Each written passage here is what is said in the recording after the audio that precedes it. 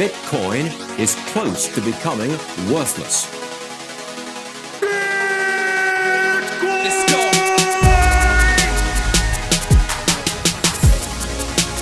Now, what's the Bitcoin? Bitcoin's like rat poison. Yeah. Oh, The greatest scam in history. let's get it. Bitcoin will go to fucking zero. Yeah.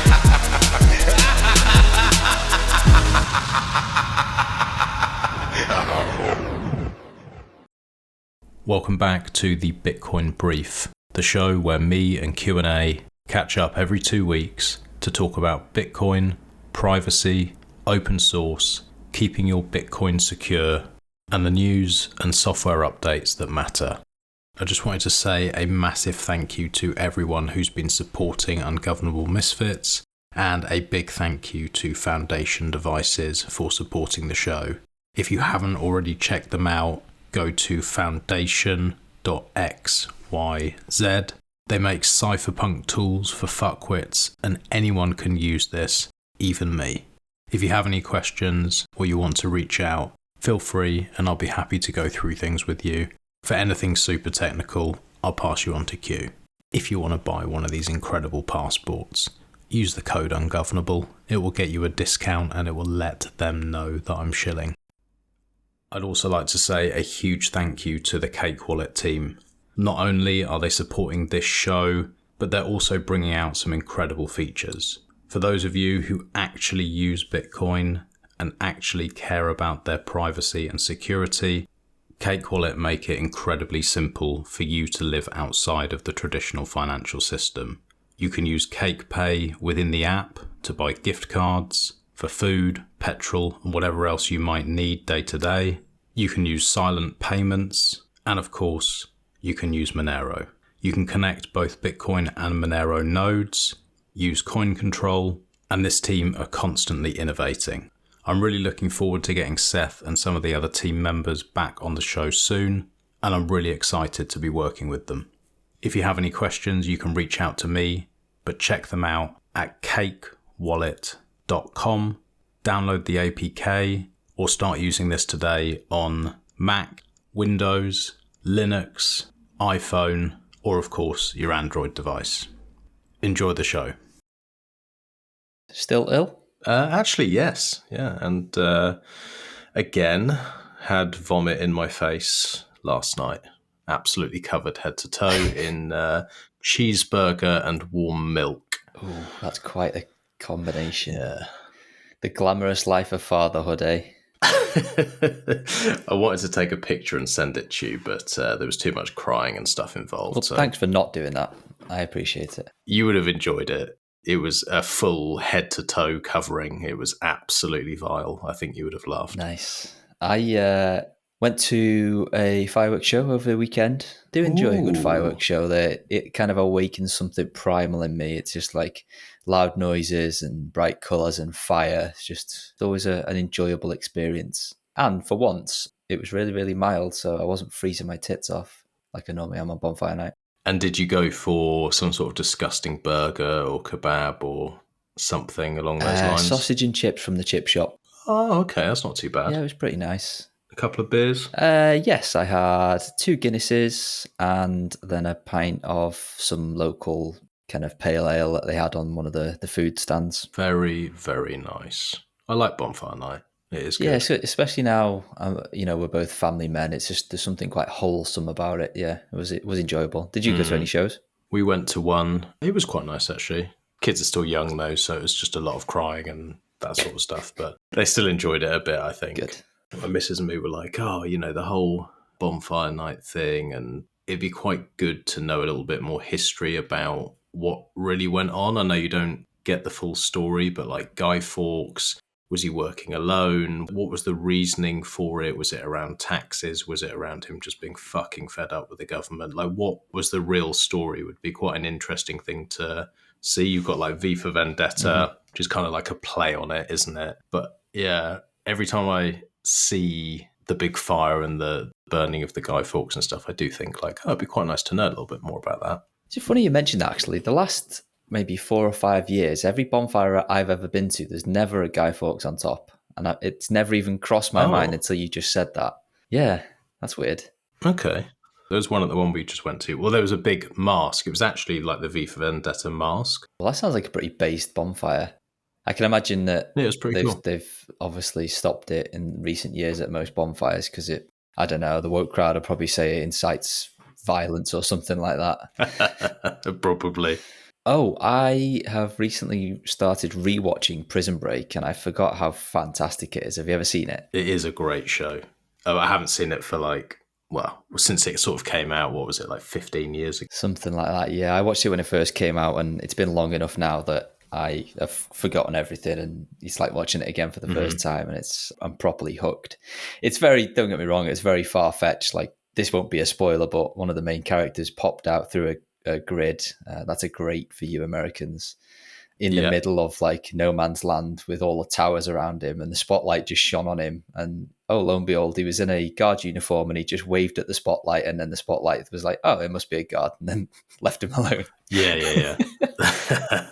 But if you buy into all the drama of it, it's very good. How creepy is the like skinny little prison inmate? Teabag. That guy, yeah, he's fucking so creepy. Yeah, the southern dude that's I think he's portrayed as a paedophile. So also not very accurate because if he was a real paedophile, then he probably would have got shanked, and they definitely wouldn't have allowed him to try and escape with them. Yeah, exactly.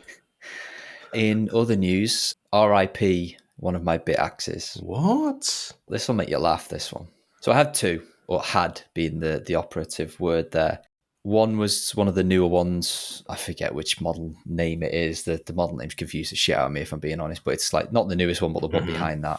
The Supra? Yes, thank you. It's a Supra. And then I had an older one that I got from the LM Bit shop. And that one was like the screen was flickering and it was like coming on and off and it just wasn't hashing. I looked at the power block for it, like the power feed that's got like the converter on the block itself, and it's got a light on it and it just kept flickering. So I presumed that the power supply was faulty. So I was like, damn, I don't really want to not be hashing for ages. So I was like, I'll message Black Coffee and I'll see where he got his power cables from and I'll just get a new one because they're cheap these days. In the meantime, because I'm an impatient fuck, I was rooting around my office because I've got, you know, those that box or drawer that you've got just full of cables that you're never ever going to use in a million years. I know the one. Rifling through that one, and I found one with a barrel connector on it, which is what the Bitaxe uses. I was like, oh, brilliant. Did not think for 1 minute to check what power rating it was or anything like that. I just like, plugged it in quick. As soon as I plugged it in, smoke everywhere. Oh, no. I was like, oh, fuck. Looked at the brick and it was like a widescreen monitor or something like that. So it was like 10 times the power it needed to be. Needless to say, cooked the Bitaxe and now I'm down to one. That's quality, mate. Good work. I was just in a rush, being an impatient mofo, didn't look at the power and just thought, oh yeah, it's got the same connector, it'll be fine. It wasn't fine. No. Well done, mate. Well, it's quite nice to hear that you struggle in life sometimes as well. I sometimes feel quite lonely. Hearing stories like that makes you a bit more human. Nice to make you feel better about yourself sometimes. We overnight, mate. Well, earlier on this morning, about 5 hours ago, for reference, it's 9:20 on a Monday morning, UK time. I know what you're going to say. We got down to 1 sat per byte. Yeah, I knew you were going to say this. And guess who came worming out of their little hole that they've been hiding in for the last 18 months? That Australian fuck, is it? Yeah, he's back, baby. He's back. He was doing his victory laps. Yeah, he was doing his victory laps, and I sent out a note on Noster that we need to page him. Little did I know that obviously he's been awake for a lot longer because he lives in the future and he'd already picked up on it. And yep, he was parading. Was he very, very pleased with himself? He seemed very pleased with himself, yeah. And well, he's had to wait a long time for it, so let him have his moment. Yeah. And 1 sat per byte. I'm very happy for him. Maybe he's right. So we're at the time of recording, we're currently at 2 sats per byte for the next block. And we only have 71 blocks in mempool, like the unofficially official one. Good day for getting organised. That's exactly what I'm doing after this. I've dedicated about an hour after recording where I'm going to get my shit together and then I'm going to start editing after that, because you got to take these opportunities as they come. This is the part where John would preempt what you were going to say and say that you're going to talk about UTXO management. It did make me chuckle when I was listening to the latest Action News.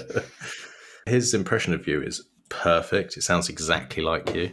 Lyrically and vocally, a very, very talented guy. He's good at singing. Yeah. He's good at impressions. Yeah. Yeah, he's just a very talented. And he's sharp for an old man as well. Yeah, I'd like to know how old he is. Obviously, don't mention it publicly, but if I was to He's actually guess, not that old. I'd say, yeah, I was just about to say, I think you're exaggerating. I'm going to put him mid to late 40s, I reckon.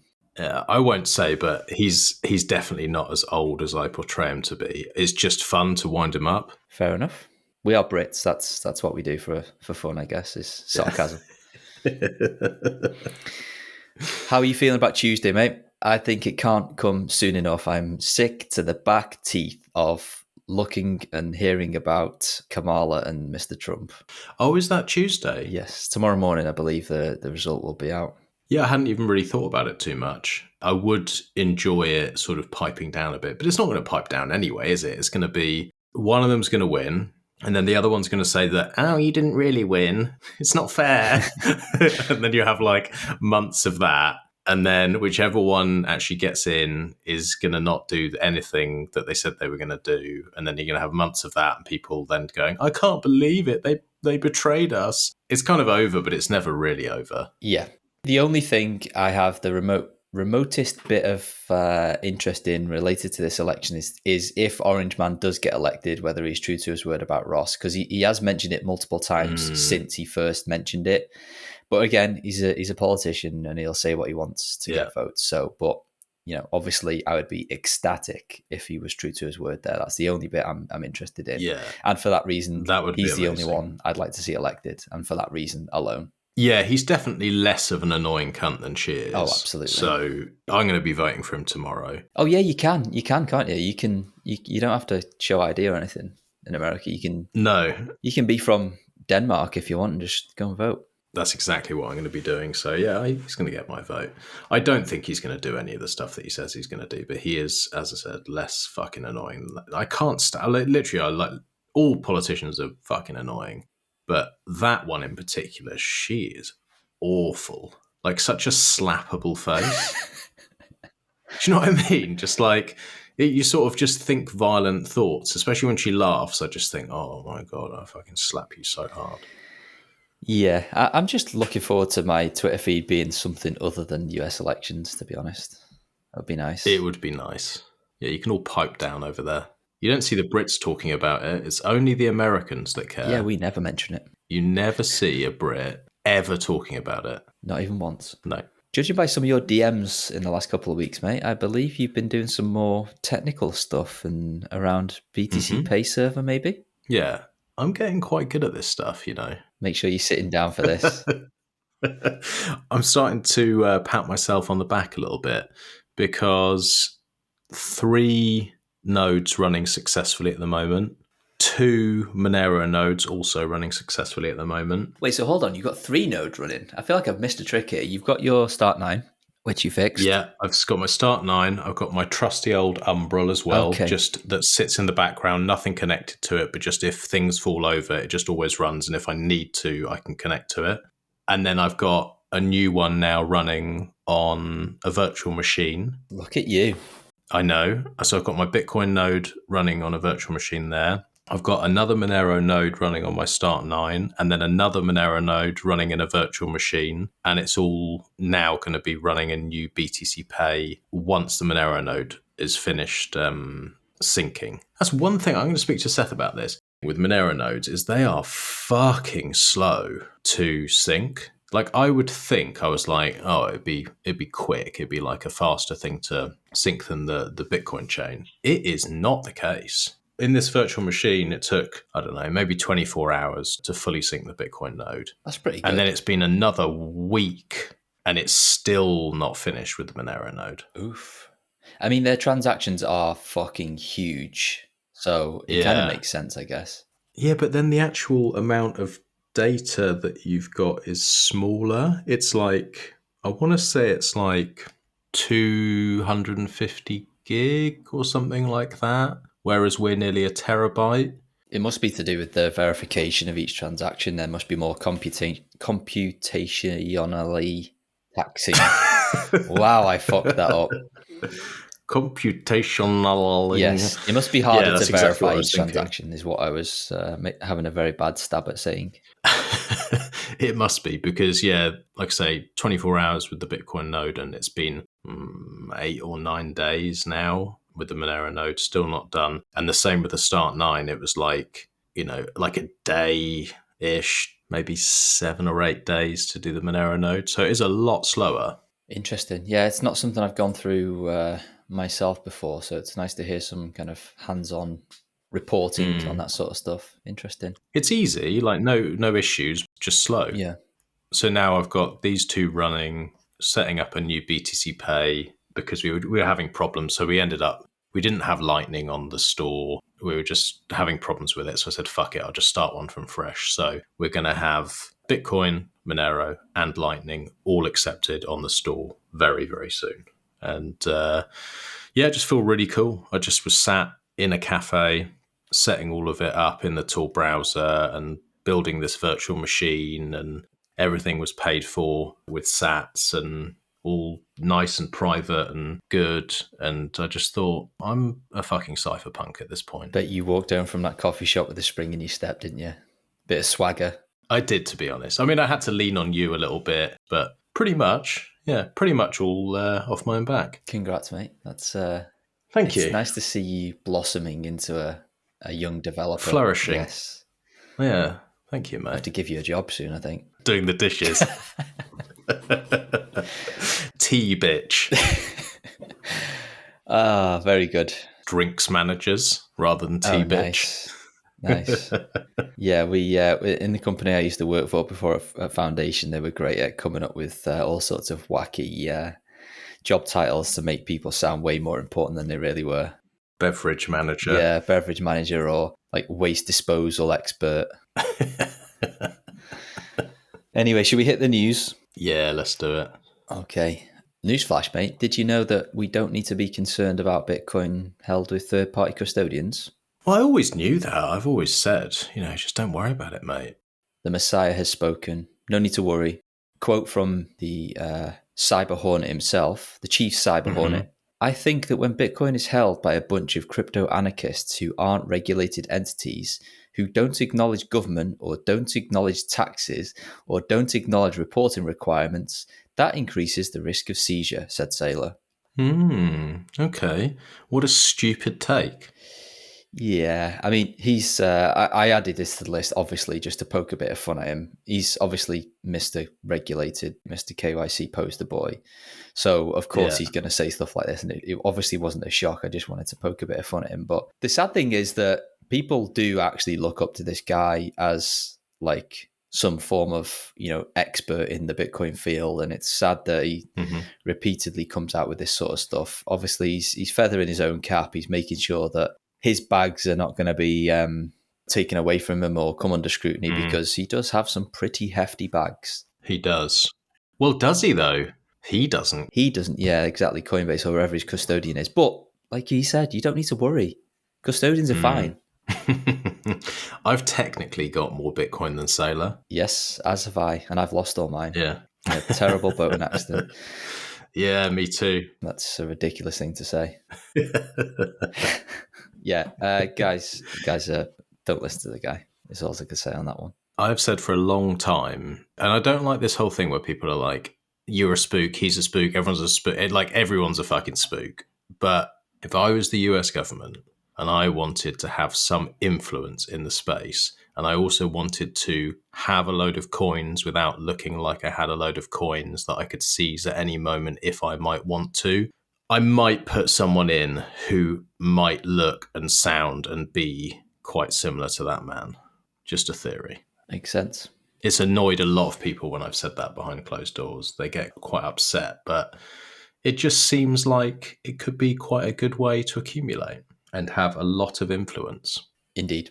In other news, a judge in New York has dismissed a defamation lawsuit brought against Chainalysis. And the reason that the defamation suit has been thrown out is under New York's anti-SLAPP laws, which are intended to safeguard free speech.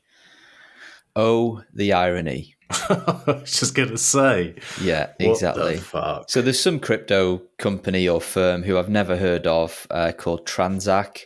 Basically, Chainalysis mentioned that this company, whoever they are, this Transak, could be used for illicit. They're dangerous. Basically, don't use them. They could be harboring illicit funds. Blah blah blah. All the usual tripe that Chainalysis come out with, and they've took them to court. Transak took Chainalysis to court to say, shows your workings, like this is all bullshit. And the Honourable Lyle E. Frank of the New York Supreme Court has granted Chainalysis motion to dismiss the lawsuit filed against the surveillance firm last January. Talk about speaking out of both sides of your face. It's just absolutely ridiculous. That's crazy. Well, this is why you don't keep anything on exchange, and this is why you don't trust in the laws that are supposedly there to protect you. Indeed. I've actually got two news items mixed together here. So the company that filed the lawsuit is not Transak.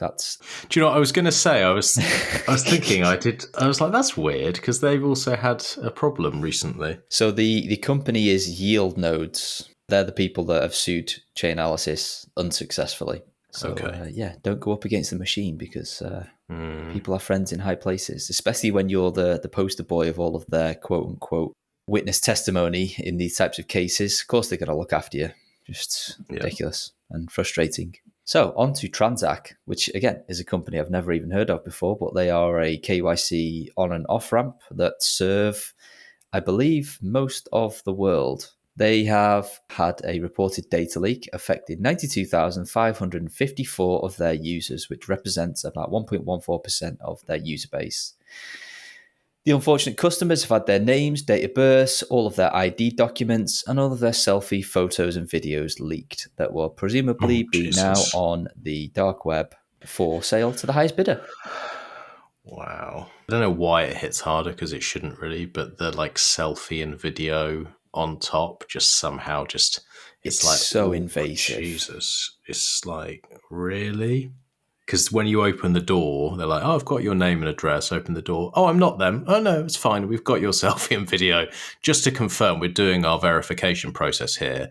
Bang. Yeah, but it's okay, because KYC is designed to keep you safe. Don't worry, they can look after all this data. It's safe. Yeah, well, just make sure you pay your taxes, because when that happens, that leak, and someone turns up at your door, at least the police will be there to save you. Do you know what I mean? Like, you'll open your door and someone will be there with a fucking hammer, and the police go, Nino, Nino, Nino, and they'll just save you, and nothing bad will happen. There we go. Problem solved. Yeah, exactly. The only saving grace, I guess, for these affected customers is that if they did want to get that data back, their own KYC data, they could just go onto a darknet market and buy it with Bitcoin.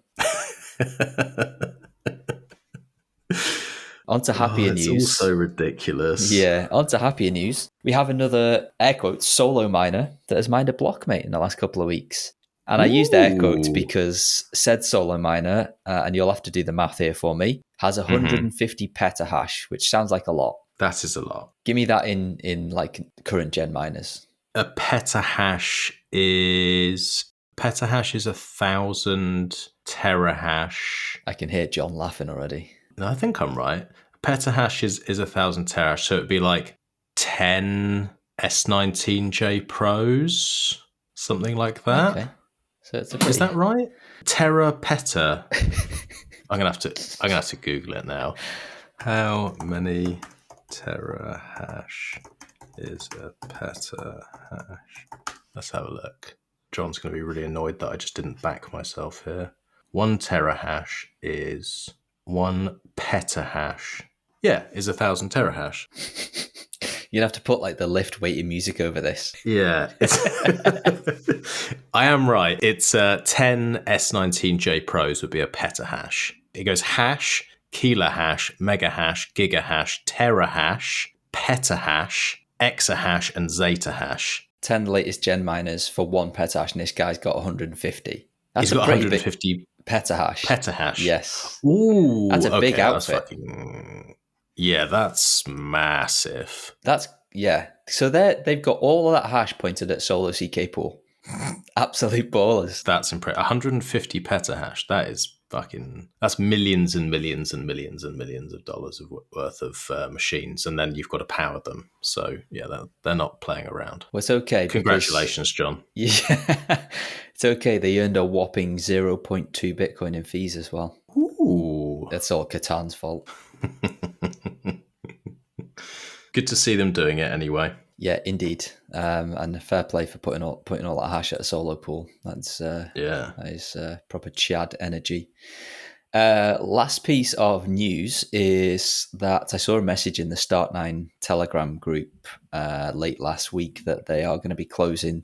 Well, I don't know whether they're closing the Telegram group. I presume not, but they're ceasing to provide any support there at all from a date that's coming up pretty soon. Mm-hmm. For obvious reasons, and we spoke a little bit about this 2 weeks ago on the last show around basically just Telegram, particularly Telegram groups, turning into a complete cesspit of scammers, and it's almost impossible to protect users in there. So clearly Start9 are experienced the same things that we have at Foundation. I'm sure most of the other Bitcoin companies are as well. So they put out a message to say no more support in the Telegram group, and I believe, which is a move I did not see coming, they're moving everything to Matrix.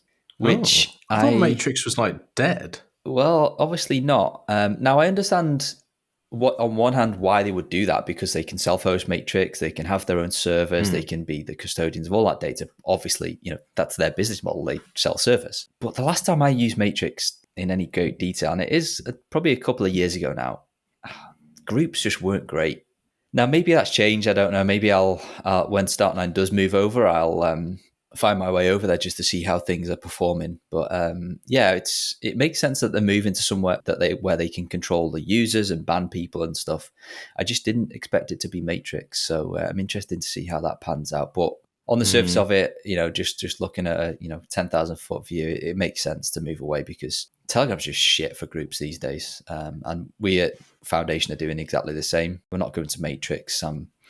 Currently building out a user forum that we're going to self-host, built on top of, well, to be confirmed at the moment, but the one I'm looking at is Discourse. Simplex. No, Discourse, which is like proper forum software. So Start9 actually already have a Discourse forum server, but I don't know whether they're moving away from that as well. They haven't mentioned it, and so do Umbrel.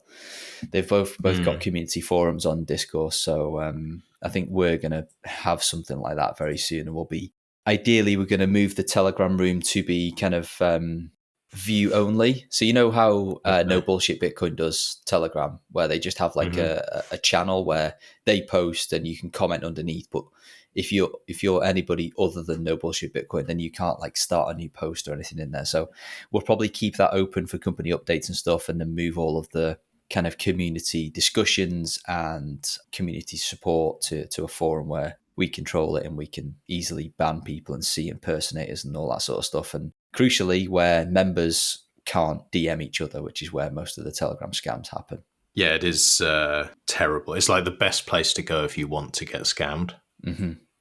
And it's really sad because, and I'm sure you're all the same, most of when we all first got into Bitcoin, all of the good communities where I learned loads of my stuff was all Telegram. Yeah. And it's just starting to get really difficult to find any signal in there at the moment. And I know there's other Bitcoin groups that are really feeling the pain as well. I know Sparrow is coming up against the same issues as well, because I'm an admin in that group, and it's just an unfixable problem, essentially.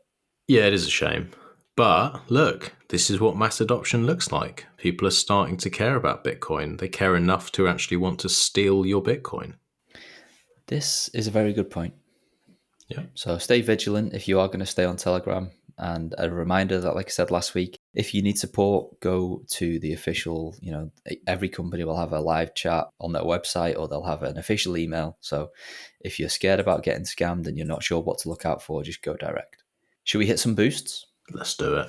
We're going to do the usual, you do the boost bit, I do the XMR bit, or should we do one-on-one? Let's do one-on-one. There's not that many. One-on-one. So, top of the list, we have Late Stage Hoddle. Hello, sir, with 33,333 sats. And he's sent an emoji, which I have no idea what it is. Help me out, Max. I think it's like the thing that you'd see on the top of like posh gates and stuff like that, like a guild sort of thing. You know what I mean? Yeah, like if you're in a looks- posh part of London, you'd see it. I don't know what you'd call it though. It's like an ornamental bit that you'd see on the top of like gates and things like that. I don't know what it means, but It also thank you looks anyway. like a piece of corn on a plant before it's been picked. Oh, it does look a bit like that. Well, maybe Late Stage Huddle, you can let us know next time round what you meant there, but we appreciate the stats. I'm sure Ex-Patriotic will school me on that one. He likes his emojis and formatting. That's true, will do. Pies at a pleb, 21,000 sats. Yo, the JK outro is my favourite joint, son. Boyaka, boyaka, brat.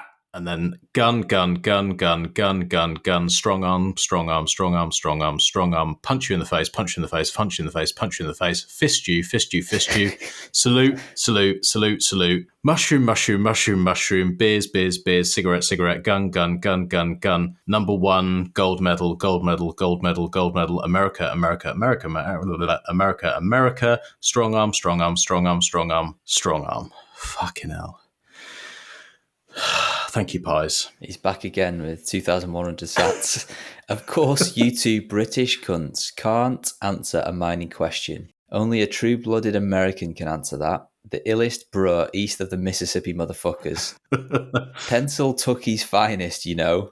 Gun, gun, gun, strong arm, strong arm, strong arm, strong arm, fist you, salute, salute, salute, middle finger, middle finger, middle finger, fist bump, beers, mushroom, cigarette, some weird flag that I've never heard of. Looks quite gay to me. Like a socialist flag or something like that. Yeah. England flag and British flag equal poop. Okay. Pies, if you want us to keep reading all these emojis, you're going to have to up your boost game, my friend. Oh, I don't know. 21,000 sats is pretty big, mate. Oh, actually, yeah, I apologise. I didn't see the first one. He sort of like evened it around. If they were all like, 210 or 2,000 sats, you'd think, oh, fucking hell, this is a lot of emojis. Yeah. But 21,000 sats I'll take is it big back. time. I didn't see the amount of the first one. Thank you, sir. He's not fucking around. Pies again.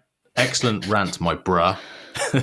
Beers, mushroom, cigarette, strong arm, punch you, fist you, gun, salute, middle finger, gold medal. He's back again. 420 sats. Booyaka, booyaka, beers, mushroom, middle finger, strong arm, pistol, salute. Do you think his keyboard's broke? No, he gets very excited. He'll be doing pull-ups at the same time as texting. I'm so glad I'm not in a WhatsApp group with him.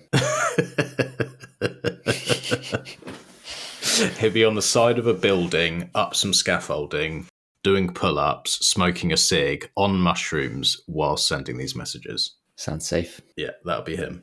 Pies again. Boyaka, boyaka, beers, mushroom, middle finger, strong arm, gun, salute. And again, JK is dope as fuck, bruh. I appreciate the compliment of how knowledgeable on underground grime I know. Boyaka, boyaka, beers, mushroom, middle finger, strong arm, punch in the face, fist you, gun, cigarette, salute.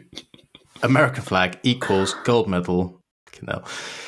British flag equals shit. And Pies, one more time, I'll round this out. Fuck a gym. Nature is the gym. Y'all need to get your rocky shit. Pull-ups, push-ups, or garage for me. I haven't been to a gym since I was about to smash two off-duty wise-ass cops with a dumbbell because they thought their badge meant they couldn't get got.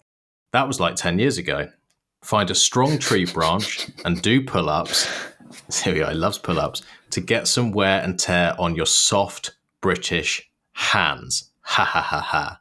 And that rounds out the Pies at a Pleb section of the show. Thank you, Pies, for your sats and your incredible messages. And your British abuse. Yeah, we love it. Fundamentals, 10,000 sats. Stay ungovernable. Brackets, I got nothing funny to say. Well, that's fine. And we thank you for your contribution, sir. Chad Farrow with 10,000 sats. Great episode, guys, and I'm loving the new schedule.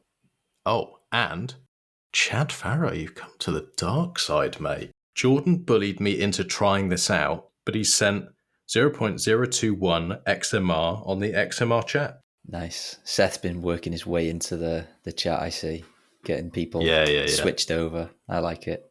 8 Mithrandir, 7,777 sats, 3 times over. So 23,331 sats total. And no, I did Wow. not just do that maths very quickly. Jordan kindly did it for me.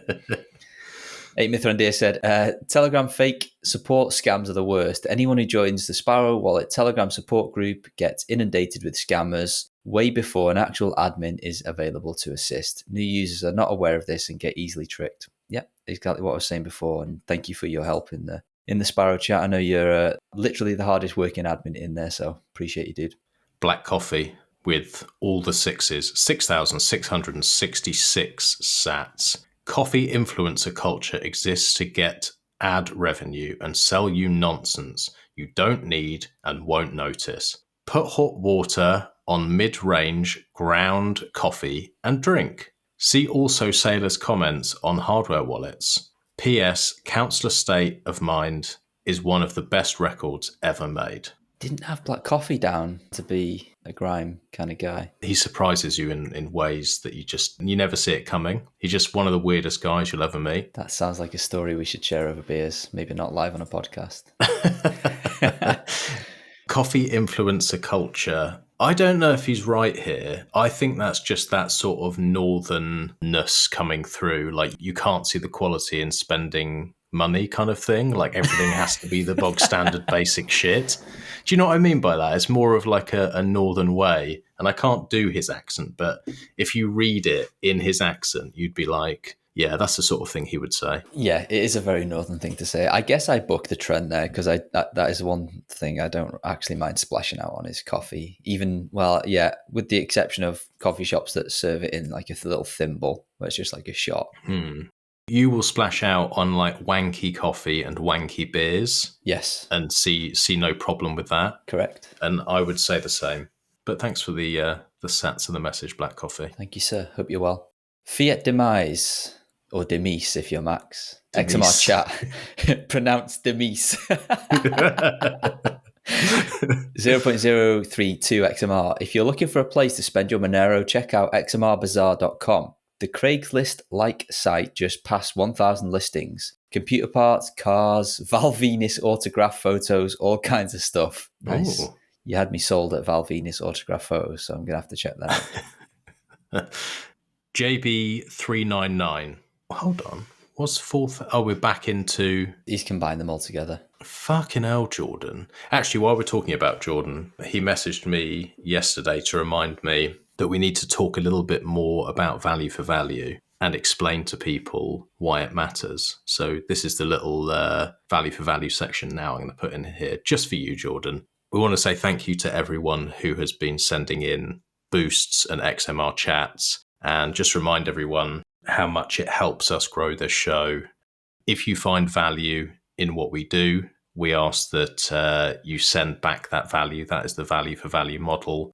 Everyone has a different amount of sats in their wallet, and we appreciate it all. So if you can think of a number that you think this show is worth to you and you send that on, we would appreciate it. Anything you want to add there, Q? Feels weird saying that sort of stuff, but I don't fuck with Jordan. Yeah, no, nothing much to add, really. Just co-sign everything you said. I frequently go into my Zeus and just scroll through the recent transactions, even though I've not kind of instigated any receives, and I just scroll through and I can just see like streams of 2 sats, 4 sats, 2 sats, 2 sats. And just aside from the value, obviously that's really cool that, you know, people value the show enough to be able to send Bitcoin and stream it to us while they're listening to show their appreciation. Obviously that's awesome. It's just the fact of like, it's a feedback loop that if I catch it live and I see those incoming transactions, I know there's somebody out there listening to what we talk about at that moment in time. They're automatically kind of communicating that back to me, and I can see that coming into my Zeus wallet. It's just, I don't know, it's just a really, really cool feedback loop that's never ever been possible before. So yeah, thank you to all those that get involved in that way. At JB399, 4,000 sats, sent us a fist bump emoji. Thank you, sir. Vake with 3,000 sats. I heard you can get really fit if you eat only fish and chips. I wasn't sure about this, so I've been testing it for the last week. I'm not sure about fitness. I feel awful because I've been having it for breakfast, lunch, and dinner. It's starting to wear thin. I feel sluggish and greasy and oily, but I'm going to continue for the next month and I'll let you know if I turn into an Adonis or a fat piece of shit. Thank you for your comment, Vake. It's made me think of a question that I want to pose to the room. You're going to Chippy on a Friday night. What is your go-to order? What are you getting? I don't go anymore. It's too fucking expensive around here. You go fish and chips, you have to take out another mortgage. But if I was to go and do it, I'd just go simple, mate, to be honest with you. I'd go normal fish and chips, cod and chips, large, obviously, fucking loads of salt and vinegar. Like, Oh, yeah. whatever salt and vinegar they put on, I'd be like, no. Keep going. Can you fucking keep going, please, mate? You have to have it absolutely drenched in both salt and vinegar.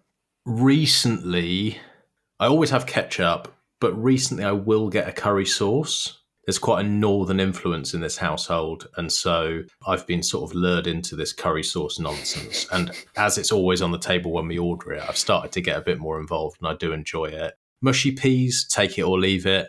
And then I don't normally have a fizzy drink or any of that stuff because you just feel disgusting when you have it, so I normally just have a water.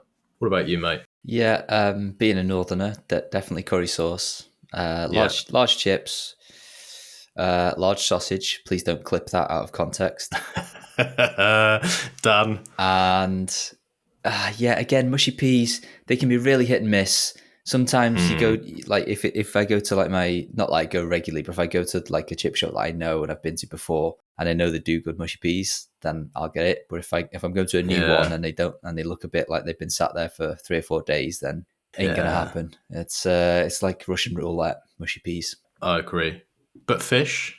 I don't normally get fish if I go out to an actual restaurant. I don't normally get it from a chip shop. Okay. Battered sausage. It's just such a shit thing to eat, isn't it? I don't think I've ever tried it. I'd normally just stick with the normal. Oh, just normal? Yeah, just normal. yeah, not battered, no. Okay. What about, have you ever had deep fried Mars bars and all that? I know that's a Scottish thing. But... Yeah, the local chip shop to me when I was a kid, before it got taken over and turned into a Chinese restaurant, used to do it, but no, I never tried it. That's proper savage, isn't it? It's just one of those things you've got to go even further north to get that sort of savagery. Yeah, it's a very Scottish thing. Yeah, you've got to get into Scotland. I guess like Newcastle, probably it lurks in there because that's close enough. But yeah, the more far north you get, the more savage you get. And when you get right up there, you start deep frying fucking Mars bars and eating those. Americans, if you've got no idea what we're talking about, you need to Google this and you'll be horrified. Well, no, you're American. You won't be horrified. It's probably pretty normal. They'll be like, oh, that looks like an amazing breakfast to give to my children. That's awesome, man. Let's add it to the school menu. Yeah. At FOMO-matronic, 1001 sats with no comment. Thank you, sir. I'm so glad you got this one. Limon Schlange from Breeze with 1,000 sats. Thanp you very much. If you are the person behind that handle, next time you boost in, can you tell us how to pronounce that, please? Yeah, that would be appreciated. At AIBLE, 801 sats. Great episode once again. Thank you for all the updates. Nobody from nowhere. 666 sats for thee. That's my favourite one of the whole boost list. Do you get sats for thee? Yeah, do you get it? Not really. I don't think so. What was the title of the last show? Oh, okay. Very nice. Yeah, I like little subliminal messages there. Well done, sir. You won. Yeah, well done. At BTC on board, hashtag LEnhance or hashtag CTV, 500 sats, and their message is to Lightning Bolts. Jump Spot Julian with 250 sats. Much appreciated. When I'm in real life with normies, I feel like Q. When I'm listening to this show, I feel like Max. Talking about grime, I was a big Wiley fan when I listened to music. I've got soft spot for early days of Chipmunk. Okay, Wiley's a weird fucking guy though, isn't he? Never been a huge fan of either Wiley or Chipmunk, to be honest. Yeah, they're a bit cunty, but some good music comes out of it, I'll give you that. Right, that's it for the boosts. Let's do the updates and releases, shall we? We shall. Starting off with a non-Bitcoin one, actually, but it is, the reason I've included it is that it references a conversation that we had on the last show when I mentioned about getting my new Pixel, and you then had a question around work profiles and things like that.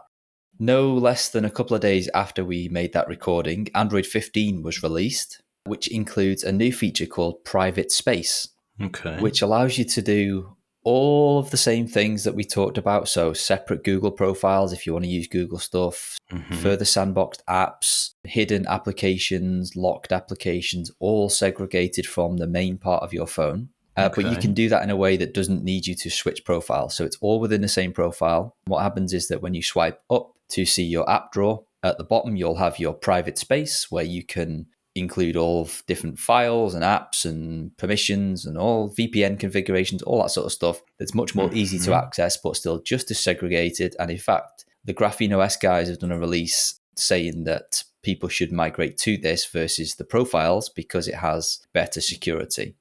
So quite topical, very cool, and very easy to use, actually. You just go to the settings and go to the privacy part of your settings. You'll have a new menu item there that says private space. You can give it its own custom lock. So you can do PIN, password, biometrics, whatever you want. And then it's just like a little sandbox part of your phone where you can go and install or download whatever you want. Safe in the knowledge that it's kind of protected from not only anybody else that's on your phone, because it's, that part of your phone is behind a password or a PIN, but it's also, again, further segregated from any existing apps or profiles that you've got on the main part of your phone. So very cool, very topical.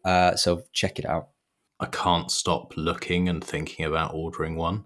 I'd like to try and talk you out of it to save yourself some money and some sats, but it's so much money. Very worth it. It's so much money. What are you on, like a 4 or a 5? No, I've got a Pixel 6. Okay. And I've got a load of Pixel 3s and an iPhone. Okay. So I was thinking about just selling all of them and buying one. Yeah, go to Mazuma Mobile, put all of those phones in, chop them all in, and you'll have a massive chunk off your Pixel 9. Yeah, that is what I'm thinking.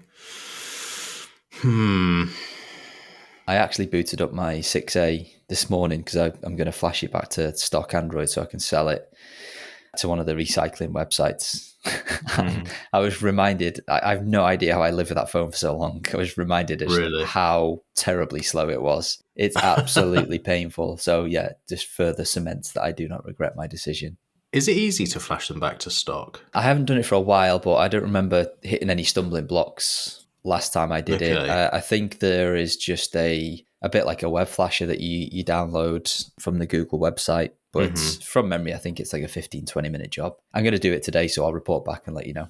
Yeah, let me know, because if I do it, I've got like 4 of them to do. Yeah, it should be pretty easy. Just a case of downloading the right build, locking and unlocking the bootloader. It's basically the same process as the Graphene one. You just don't use it. You just don't use the actual Graphene tool, but the way in which it works is the same. Okay.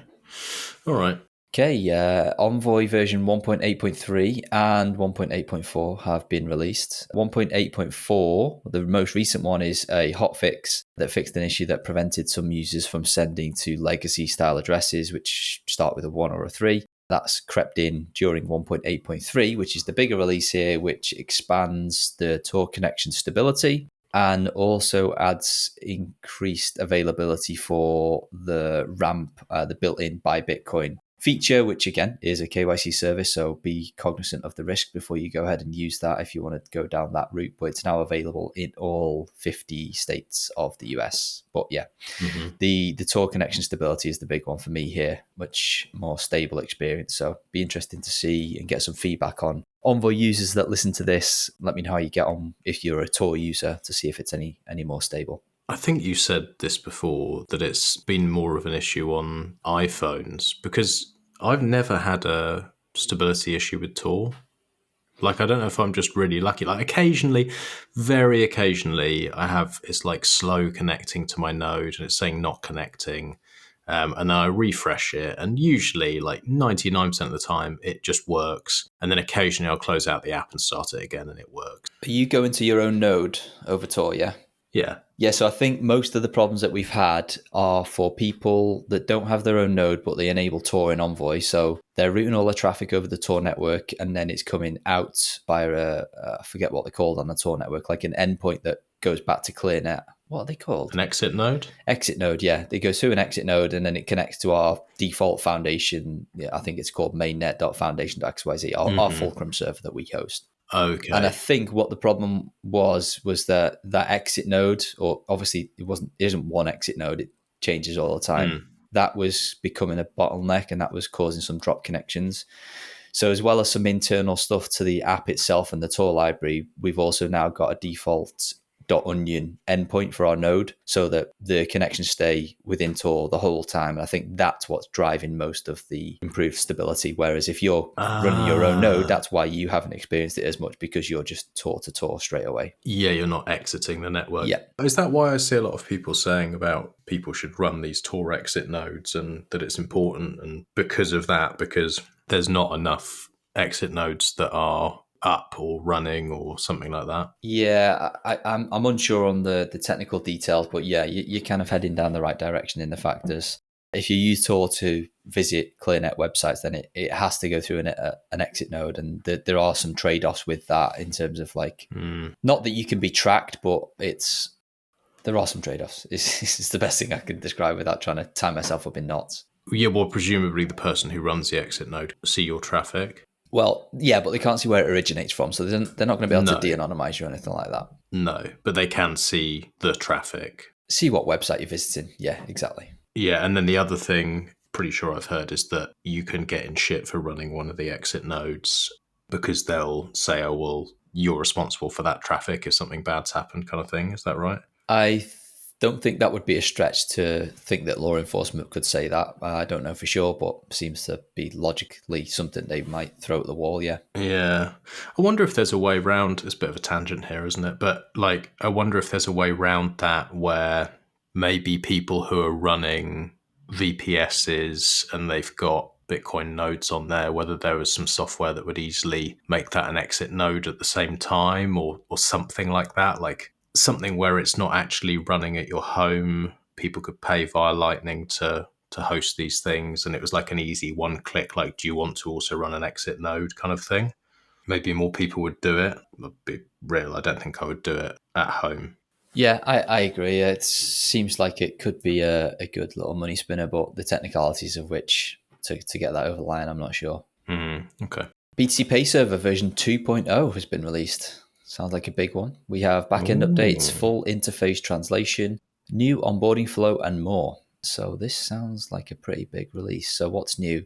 Full interface localization. This update enables easy translation of the entire BTCPay server back office by consolidating translation strings into a single text box. Pretty cool. Brand new sidebar only navigation, which moves all navigation items into the unified sidebar for a clear and consistent experience.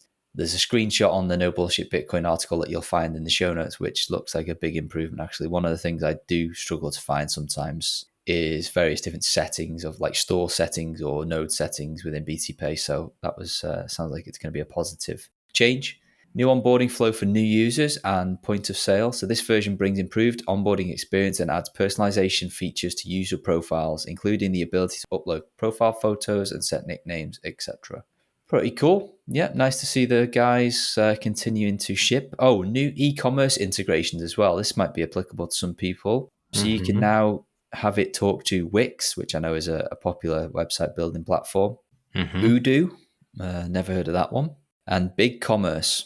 So good to see them continue to expand their kind of integrations as well, which massively improves the usefulness of this. If you've got an existing Wix website and you want to accept Bitcoin, and BTCPay until now wasn't kind of available as a plugin, then generally speaking you're locked into these website builders. So the thought of migrating would be untenable for most people. The very first iteration of my website was built on Wix, and I had the horrible realization as I started to learn a bit more that I was locked in and I had to start from scratch when I wanted to self-host it. So yeah. What did you move to? Did you do Jekyll on a VPS? So Jekyll is just like a framework builder that allows Luddites like me to just type in some simple markdown formatted text and turn it into a pretty looking website using a predefined theme. Joinster app version 0.1.1 has been released. This is an Android only app, I believe. We mentioned, I had a few DMs about this one that we mentioned it last time. You did. The maintainer of this project actually responded to us on Nostr. Didn't tag me though, annoyingly. So luckily somebody did tag me in the comments for feedback. couple of the criticisms I mentioned last time was that it's only an Electrum plugin. This was all info I got by going on their website. I said that it was only an Electrum plugin, which was all that was available at the time. As we've just mentioned, there's now an Android app available, so correct myself there. It does say on the website that you can try it online, but that button still appears to be dead, so it looks like you have to either use the Electrum plugin or test the Android app for now. And I also mentioned that there is no Sybil resistance at all, which was in the FAQ at the time when I did the research for the question that we got asked on the last show. That mention of Sybil resistance has just been removed from the FAQs, but annoyingly, it's not been replaced by anything else. But the creator mentioned something that it does have some form of Sybil resistance, but unfortunately, they've not added it to the FAQ of the website. So to be able to kind of speak on that, I'm struggling a bit. I'm just poking around in their docs. Let's just search for the word Sybil and see what comes back really quickly. Oh, here we go. Sybil resistance. AUT-CT is used to increase the cost of Sybil attacks. And it's a link. So let's have a look what's in this link. Anonymous usage tokens from curved trees. Okay, well... Sounds incredibly gay. Yeah, I'm not going to understand that live on the show. Let me just quickly caveat. Okay, all right. Oh, this is interesting. Everything here is completely experimental and not safe in any way. Importantly, even the underlying curve trees code was only written as a benchmarking tool, and therefore that is not safe to use in anything remotely resembling a production environment. But sounds like they've sorted it then. Yeah, so this is an active repository. There was a release in October. So yeah, that looks like it's up to date. So again, I stand by the fact that it looks like it's got some very experimental Sybil resistance that I absolutely do not understand. Mm-hmm. But yeah, just wanted to correct myself and notify that there is an Android app available. Haven't downloaded it, haven't tried it. I'm probably not going to for the foreseeable based on what I've just read in that repository about. But maybe, it works on Signet. So if you want to test it with some worthless Bitcoin, go for it. And, if you do, please let me know what your experience is like with the Android app. It's the sort of thing that Urban might mess around with. So Urban, if you listen to this and you have fucked around with it, let us know, mate. Sounds good. I think they do have a Simplex chat as well if you wanted to go and ask questions. That'll be linked in the show notes. Okay. Bolt client version 2.1.10 and 2.1.1 have been released. The cool part here is 2.1.10, which includes support for LN URL and LN addresses when creating swaps. So presumably, again, haven't tested it, but rather than having to generate let's say you're doing a swap from on-chain to off-chain, you want to fill up some Lightning channels. Rather than having to paste in a specific address, in theory now you can just paste in your LN URL or your Lightning address, so max@ungovernablemisfits.com. It would send the swapped sats on the Lightning network to your address without you needing to go and manually create any invoices, which seems pretty cool. I like bolts. Yeah, I do. It's a very useful tool. And the subsequent release was just a hot fix for a crash that was presumably introduced in 2.1.1. BISC 2 version 2.1.2 has been released, optimized reputation system and chat consolidation. So what do we have here? Yeah, so it sounds like some UI updates, order book filtering is now easier, chat rooms have been consolidated, and trades up to $25 no longer require reputations, easing entry for new sellers and boosting small trade liquidity. Topic-specific chat rooms are now consolidated into chat and support sections, combining public discussions and private chats in one screen. Okay, pretty cool. I like the bit about tiny trades not requiring a reputation. So if you wanted to become a seller and you were a bit kind of wary of it, you can now go and do that with zero reputation up to a value of $25. So that's pretty cool. Okay. I like that. Oh, nice. I've just seen some screenshots of the UI. It's looking pretty good, actually. I like that. Very nice. Interesting. If I click on the link, will I see it? You will. GitHub. Where would I click on in Git? Click on the link in the show notes. Yeah, done that. And then scroll down on the No Bullshit Bitcoin article. Oh yeah, quite nice. What we got next? We have RoboSats version 0.71 alpha been released a couple of days ago. Changes we've got here: performance improvements, better and faster web notifications, bug fixes related to caching. You can now disable Android notifications, and you can they've removed an experimental coordinator. Pretty cool. Okay. Shout out RoboSats team. Nunchuk version Android 1.9.53 and iOS 1.9.57 have been released. This includes a revamped home screen and user onboarding experience, which, in my opinion, was needed from Nunchuk. It's a very powerful wallet. It can do a lot of stuff, especially great for mobile multi-sig, but the kind of getting started bit was sometimes a bit of a headache. So I'll be looking forward to testing that one out as well. And allow users to clone a decoy wallet from existing wallets. Allow users to clone a decoy wallet from existing wallets. That doesn't make any sense to me. So again, I'll have to poke around there. Yeah, it doesn't make sense to me either. Next on the list, this one might be of interest to you and certainly will be to Jordan.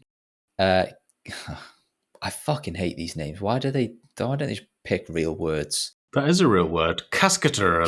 Cascadr.xyz. CASCDR.xyz.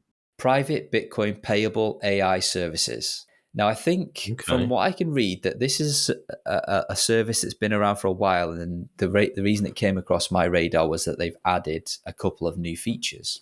Okay. So what you can do here is text to image generation.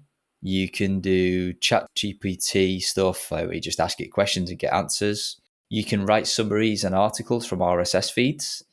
You've got Jamie, the media assistant, which can transcribe media and instantly create content. You can get podcast transcripts, and it has a chatbot as well. Pretty cool. I tested this out with a podcast transcript where it's really cool. You can give it an RSS feed, and it will pull up all of the list, the podcast list from Ungovernable Misfits. You can choose the show. And then say, give me a transcript or give me a summary. And it'll say, okay, great, that's going to cost you this many sats. Then you pay your sats and you get whatever you ask for, be it a show notes, a transcript, a Twitter post, a summary. It's really cool and it works. It's really quite slick. That is cool. Some of them are free as well. So if you want to go and test it out, some of the stuff is of zero cost, just to wet your whistle. Some of the short stuff, like a summary of a podcast, I think that's free. And I just thought it could be useful for transcripts and clips and stuff like that. So might be worth checking out. Might be useful for us. We spend so much money on AI stuff now. Oh, really? For Ungovernable. I think I do probably about $500 a month at the moment. What? Yeah, for all the stuff that we have for the show and art and bits and pieces. Yeah, probably about $500 a month. Holy shit. Yeah, it's carnage. But we wouldn't get everything done without it. So it's like, well... But I might take a look at this. Yeah, very worthwhile. You might have to cut this, but I'm going to do a summary of your last show with John just to see what it comes up with. Okay. Loading. English gentleman coaches American says the C word a lot. Oh, it's asking me to pay this time. Okay, one sec. Jamie, media assistant, transcribe media and instantly create content. I'd like if it's got ChatGPT, I'd like it if it also had Midjourney.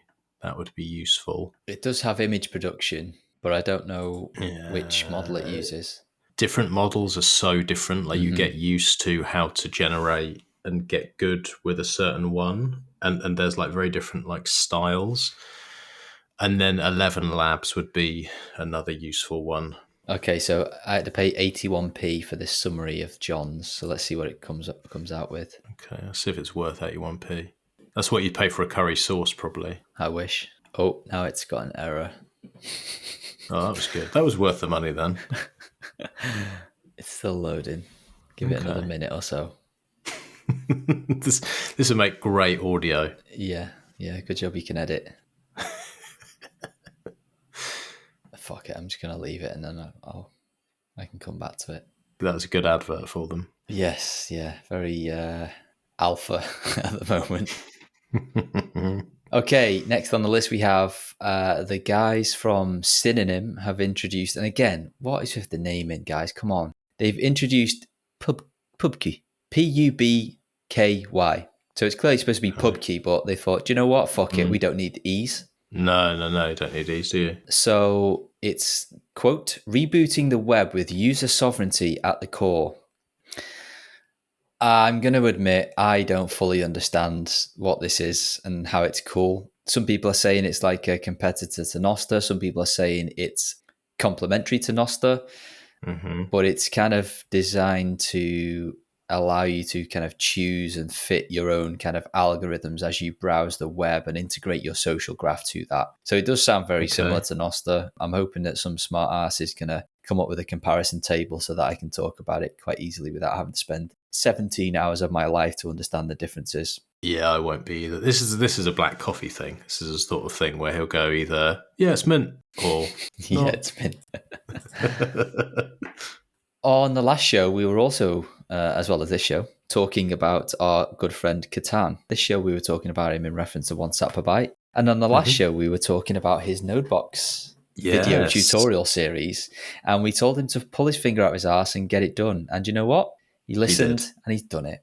The 2024 version of the Bitcoin Nodebox video tutorial series is now available.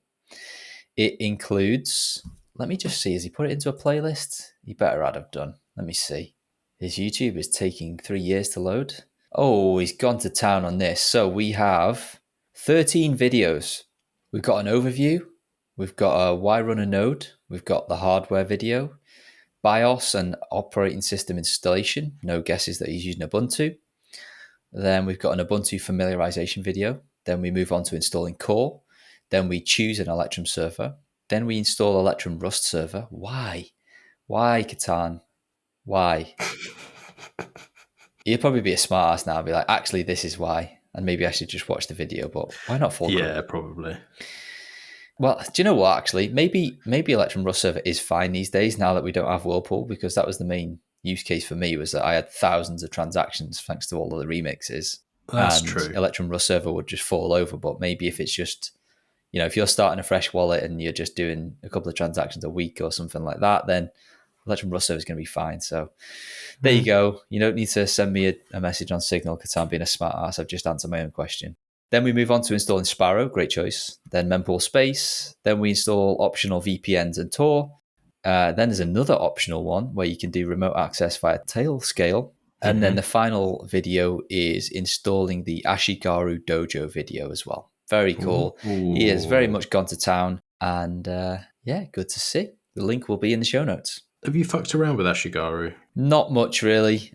I've got my kind of original Samurai wallet loaded into Sparrow, and I don't need it on mobile at the moment. I'm not really traveling much, and when I do travel, when I'm spending, I just use Lightning. I'm just kind of waiting to see how the project matures. It's just, a new project that's taken over in a very kind of strange environment. We don't know who's behind it, so I'm just kind of keeping a watchful eye on it at the moment while it kind of matures a little bit. I've got it on my phone, on my test phone. I've played around with it, so I know what the UI looks like and stuff. And they're clearly heading in the right direction. But I don't know. I just seeing how it goes for now.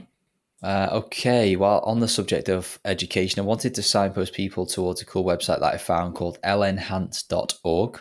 Lenhance is a soft fork proposal for Bitcoin and includes 4 significant changes that aim to improve Bitcoin scalability, privacy, and flexibility. Won't go into them all here, but it's just a very simplified website that breaks down all of the changes and how they can come together and what they can do for Bitcoin and other layers if this were to be implemented. The reason I like this kind of stuff is you hear all of the soft fork, the devs waxing lyrical about their soft fork and why it's great on Twitter, and most of it goes way over my head, whereas this nice, simple website just breaks it down in a really nice way, and I'll be honest, kind of makes me want Lenhance to be a thing. So check it out, lenhance.org. Speaking of Ashigaru, Mr. BTC Sessions has also done a tutorial video on Ashigaru Dojo, so check that one out on his YouTube channel. Although, however, in the last 24 hours, I saw a tweet from him that basically said that it looks like either that video specifically or his account has been shadow banned on YouTube. He was demonstrating that if you go to his channel, scroll through his videos, you can see this Ashigaru video. But if you copy letter for letter the title of the video, go back to the YouTube homepage and then put it in the search, like the exact title, it just doesn't come up. So there's clearly some fuckery at play here. And I don't think it's any coincidence that it's an Ashigaru / Samurai Wallet fork that seems to be the cause of whatever YouTube's doing here. Maybe that's so the tinfoil weird. hat in me, but yeah, it's frustrating. and I don't think it's a coincidence. I'm just going to check whether that is still true. I'm just going to copy it and paste the thing. The title. It's back. Okay. Disregard everything I just said. It seems to be a temporary thing, and it's now coming up when I search for the exact title. So maybe YouTube just put his channel on like a temporary shadow ban for some reason, but it seems to be working okay now. Our good friend Mr. Seth for Privacy has updated one of his best blog posts. It's called Privacy First Steps. It covers everything from where to go to learn, mobile operating systems, chat things, privacy browsers, Bitcoin, Monero, password managers. It's like a step-by-step guide of here's what I use, here's why I use it, and here's where you can go and download it. So if you're new to this space, especially the privacy space, and you're kind of a bit overwhelmed as to kind of where to get started, this would be a great place to start. So head to sethforprivacy.com and just go through the blogs, and it'll be the most recent one, presumably, because he's updated it, or just check the link in the show notes. And final one of the news list, we have a link to a demo of a project, a Nostr-based project. Once again, you didn't think I was going to go the whole show without mentioning Nostr, did you? Called White Noise. And you might like this one. So up until now, Nostr, from a privacy perspective, has been pretty shit. Reason for that is it's not designed to be a private network. It's a broadcast to all public network a little bit, kind of like Bitcoin, where you connect to relays and you broadcast everything, and you get consensus by everybody knowing everything, which is great from a persistence or a kind of censorship resistance standpoint. That's kind of the whole point. But it's terrible from a privacy perspective, especially with DMs and stuff like that. The amount of metadata that was leaked from the early implementation of DMs was basically all of it, apart from the contents of the message, which were, of course, encrypted.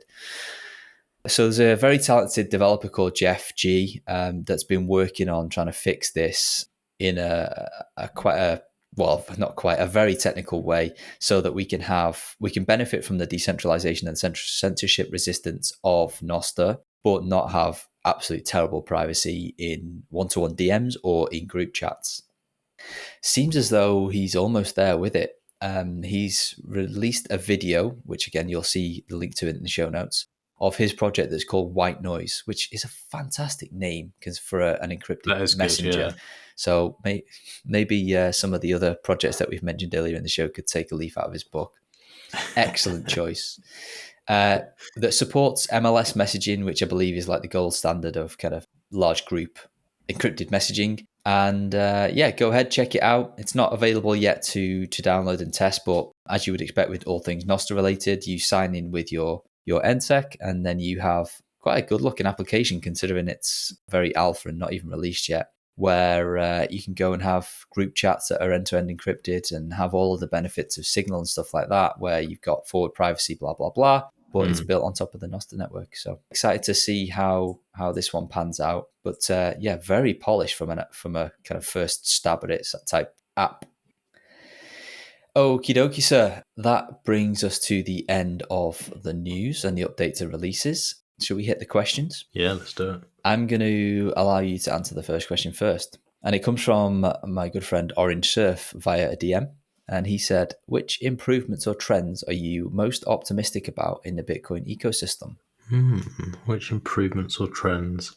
I would say people focusing a bit more on mining and solo mining. I think that's quite cool. Yeah, and much needed.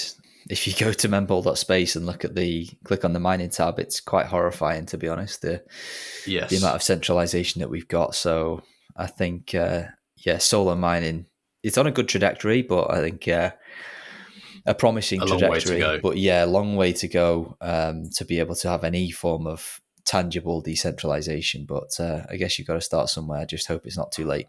Yeah. Anything else? To be honest, not really. That's the most optimistic part. There's a lot of stuff that annoys me. Privacy, fucking awful. Just an absolute shit show. General chat from average Bitcoiners is just cuckery all the way down. That would be the main one that's given me some hope. And also things like Ashigaru coming out is a step in the right direction. What about you? Anything that's exciting you? Yeah, very optimistic about what we're working on behind the scenes in stealth mode at the moment at Foundation. Obviously, the nature of the fact that I just said stealth mode means that I can't talk about it, but all will become clear in not that long away, actually. We're going to start dropping some teasers to what we've been working on in a matter of weeks, actually. So I'm excited to start the rumor mill churning again. We have been very hard at work in Foundation HQ for quite some time now. So I'm looking forward to seeing the fruits of our labor start to pay off and people start to be able to appreciate that. But in terms of stuff I can actually talk about, number one would be L-Enhance, actually. And this is a new thing for me, thanks to this lenhance.org website. But again, and I'm well aware that this is a soft fork proposal. It's not guaranteed. We may never even see it. But it seems to be kind of like a nice balance of improvements without going full reckless in terms of, oh, let's do opcat and open all of the doors and, let the developers figure out whether or not it's going to break shit in the future. It seems to be, from the way I can see it, a great increase in what we can achieve, like LN symmetry, non-interactive channels, payment pools or channel factories, vaults, CTV, all that sort of stuff, without having, kind of the reckless part of it. That's my view as a non-developer. So don't shoot me down if you're a developer and be like, actually, blah, blah, blah. Actually. The other one I'm very optimistic about is we are finally getting some good UX and design around Bitcoin projects, mainly like mobile wallet stuff. Obviously, I'm very bullish on Envoy, and I think we do a great job of like onboarding and making mobile wallets and hardware wallet companion applications much more intuitive and much more normie friendly. That most people listening to this will look at it and be like, well, it's just a simple wallet. But when you look at it from the viewpoint of somebody that's just taking their first steps in, I think we've done a lot to kind of lower the barrier to entry. And we're not alone there. You've got wallets like Phoenix that make self-custodial Lightning very easy. You've got wallets like Zeus that have vastly improved their user experience and their functionality at the same time. Like Zeus it's a Swiss Army knife. If you want to be very simple and use it in a kind of semi-trusted relationship with an LSP like you do with Phoenix, you can do. If you want to be super advanced and connect it to your 4 different nodes, you can also do that as well, all within the same user interface. And like I say, they've done a great job of simplifying that and unifying it. So optimistic about UI and stuff. Still like Jam. I think Jam, the UI that they've built around Join Market, was much needed for quite some time. Doesn't fix some of the problems around cost and stuff that are inherent to Jam protocol itself. But again, having that polished UI is a big improvement. And the final part I'll say around UI is like nodes. The Start9 UI, the Umbrella UI. That's true. Again, it's really lowering the barrier to entry so that people who... You go back only 5 years, like nobody's going to get in a command line and install a Raspberry Blitz unless they're very, very interested in this sort of stuff. But would somebody buy a box for $400 or $500 and plug it into an Ethernet cable and a power cable and then navigate the beautiful UI of a Start9 or an Umbrella? Yes, quite easily. So that's the type of stuff that I'm really, really optimistic about. And again, we're still just scratching the surface. I think there's still a long way to go, but we've made great strides. That's true, actually. I was maybe a bit too negative. I was thinking this weekend I'm setting someone up who is taking their sats off exchange, and I'm not concerned about the process, and set them up with a passport and sit there for an hour or two tops to go from start to finish, and just, like it's not tough. Whereas 5 years ago, it wouldn't even cross my mind to think about trying it with this person, whereas now I'm like, yeah, that'll be fine, we'll do that. Yeah, definitely. And the final one to sign off for me would be the Bitcoin usernames BIP. I forget what the number is now. I think it might be 353 maybe. That in combination with Bolt 12 and silent payments. Because when used in combination, I won't go too deep into it, it allows you to have Max at ungovernablemisfits.com, which could, if you use it in an applicable wallet that is able to speak this BIP, which hopefully will be all of them in the future, you will then have a choice of, okay, well, you scan Max's QR code or you just type in Max at ungovernablemisfits.com. And it's like, okay, great. How do you want to pay him or how much you want to send? And then if it's under a certain threshold, the wallet could be like, okay, Lightning's best for that. I know that Max at ungovernablemisfits.com has a Bolt 12 reusable invoice. So it automatically pings your node, generates an invoice, and they just say, okay, send Max 5,000 sats automatically. Underneath that username, they could also have a silent payment address. And then if it's like $100, then they send it on chain. Again, automatically, all the user does is say, I want to pay Max at ungovernablemisfits.com this much money. And then the wallet just does all of that shit in the background. Yeah, that's cool. So hopefully we see a proliferation of that. And if we do, we, again, move a step closer to making Bitcoin wallets feel like what the normies are used to, their banking apps, where they just poke their friend's face and say, send him $10. Okay, Zayton on Noster asks, obtainable privacy level of CoinJoin through Wasabi versus Jam. I would say go back and listen to the previous show, because correct me if I'm wrong, Max, we covered that last time. Mm-hmm. Nero on Twitter, please speak on the Cardano Layer 2 by Bitcoin OS. No. The opinions are all over the place and would love more insight on the possibilities. Yeah, sorry, Nero, it just screams of affinity scam, and I'm just completely uninterested in even exploring it if it's got anything to do with Cardano. Although, I really like Charles Hoskinson. I think he just seems like a stand-up guy. Like, if there's anyone in this industry that I'd just love to have a beer with, it would probably be him. Well, you'll be on your own there, my friend. What a guy. You'll be on your own there. Yeah, no, we're not covering that. It sounds shit. Okay, we have Cortic on Twitter. It's a season to run a miner, aka heater. Anyone running a lottery solo miner, Ulratcher or Bitchimney single board ASIC, what do you think? Ulratcher. Erlacher. Well, you're the mining guy. It is the season. In my defense, Cortic has actually spelt it Ulratcher, so I read it as it was typed. Okay, fair enough. We'll let you off. So what are these things? I think I've heard a Bitchimney, but give me a quick TLDR. Well, so you've just got varying degrees of what you could buy to run to heat your home. So obviously you can run an older style miner, or just like like an S9 or a S17, S19 or whatever. You can run something like that. Or you can build, there's a variety of different pre-built heaters, like a bit chimney and these kind of things, where much quieter, you can have them in lower power mode, and you could just have them running in your home, not noticed by anyone, basically. It's not going to be like whirring away, making a shitload of noise. I'll send you quickly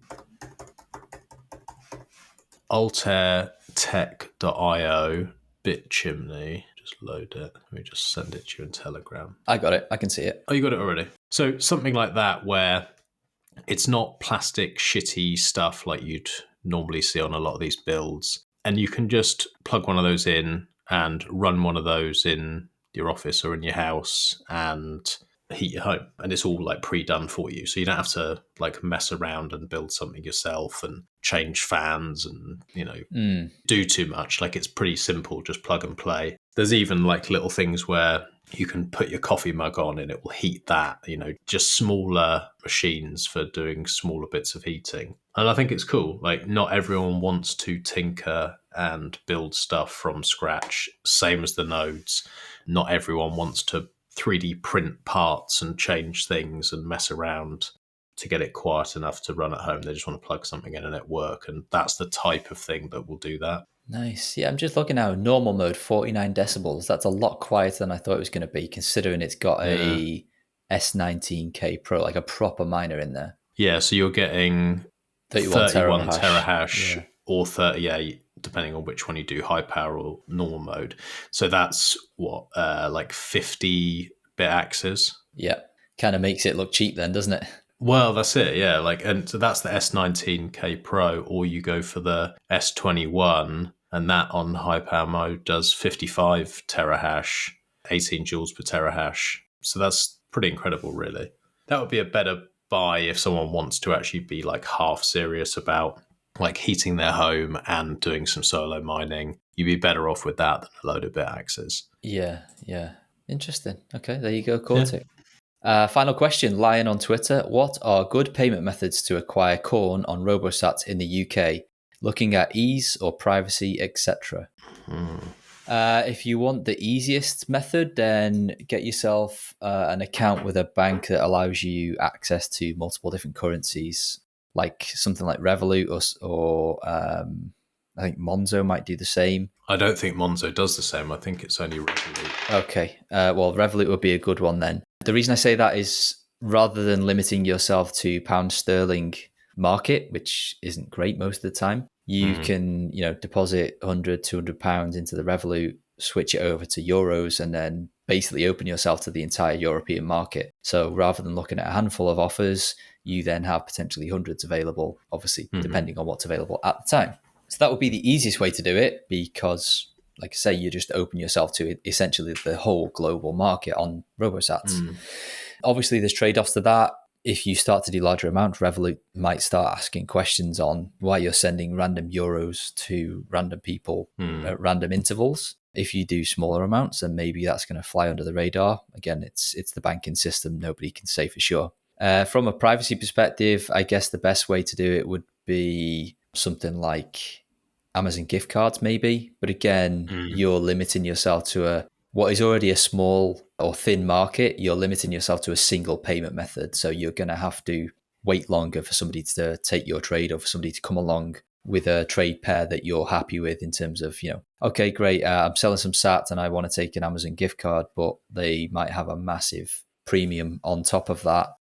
Whichever method you take, you're, again, sliding on that spectrum of, do I open up the global market with some trade-offs of, yes, I've got to interface with the banking industry, or do I pigeonhole myself into only using something like Amazon gift cards and I'm happy to wait like a week before I get the right trade come up across my table? I don't see the point in, you can correct me where I'm wrong here, but I don't see the point in doing that and having then Amazon gift cards and stuff, even though it's the most private way that you could do it if you're using something like RoboSats. Why wouldn't you just use BitRefill or equivalent?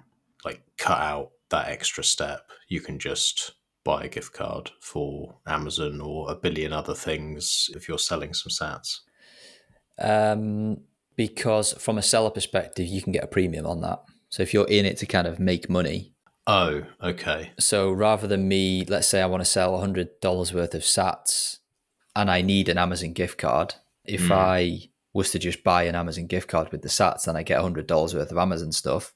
But if I do it on RoboSats with a 10% premium, then I get $110 worth of Amazon gift cards.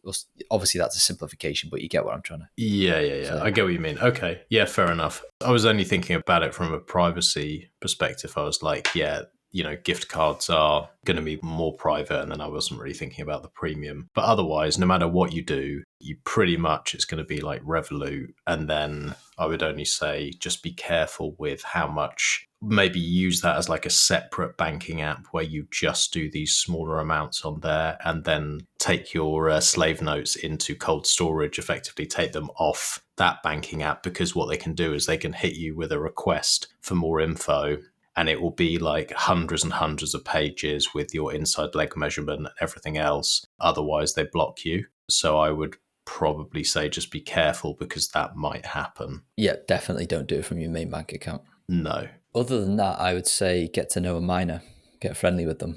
Yeah, get to know a miner, or just people who need to sell, like people who get paid in Bitcoin and need to sell to live their lives. There's enough of them out there. Yeah, absolutely. Good advice. Okay, mate, that's the end of the notes. Any other business before we sign off? Not from me. What about you? No, I think we're all good. Lovely. All right, mate. Well, I will catch you on the next one. Thanks, mate. Catch you later.